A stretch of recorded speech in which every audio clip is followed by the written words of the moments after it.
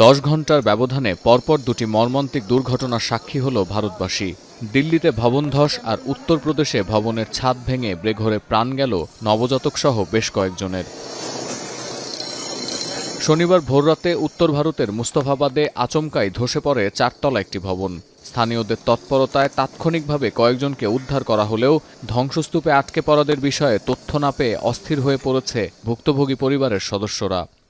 नाजिम की बहू, बच्चे हैं, पोते पोते हैं। ये आपके रिश्तेदार हैं? देवर है मेरा, पोती पोते और देवर है इनके। सभी है। किसी कोई नजर नहीं आया। रात को सब लोग सो रहे थे, अचानक पता नहीं क्या हुआ, एकदम गिरने की आवाज हुई कुछ, बस सब अपने अपने घरों से बाहर निकले तो पूरी गली में धुआं ही धुआं था। जब देखा तो उधर 4 मंजिला मकान पूरा तहस नहस हो गया था। ये ভারতীয় গণমাধ্যম এনডিটিভি জানায়, স্থানীয় সময় রাত 2:30 থেকে 3টার মধ্যে দিল্লির উত্তর পূর্বাঞ্চলীয় শহর মুস্তফাবাদে এই ভবন ধসের ঘটনা ঘটে। রাত 2:50 খবর পেয়ে দিল্লি দমকল ও পুলিশ বিভাগের সাথে উদ্ধার অভিযানে যোগ দেয় জাতীয় দুর্যোগ মোকাবিলা দলের সদস্যরা।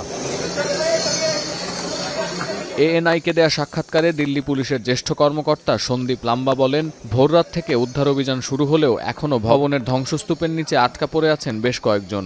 জিটিবি হাসপাতালে আহতদের চিকিৎসা দেয়া হচ্ছে বলেও নিশ্চিত করেছে দিল্লি পুলিশ। सुबह 3 बजे की घटना है ये।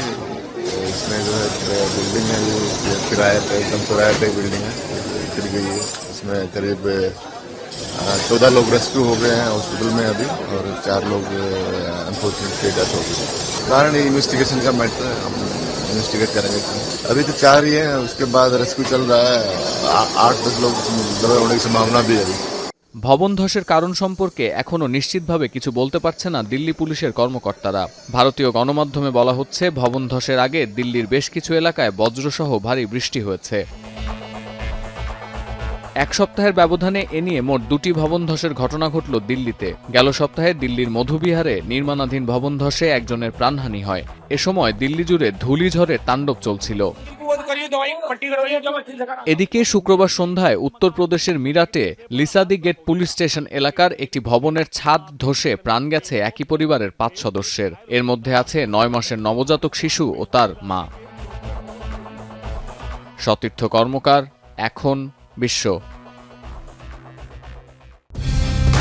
কালার এক্সপার্ট, জর্জ স্যাপ এবং মাইল্ড অন হ্যান্ডস টেকনোলজি সমৃদ্ধ অরিক্স ক্রিস্টাল ওয়াশ আপনার লন্ড্রি এক্সপার্ট।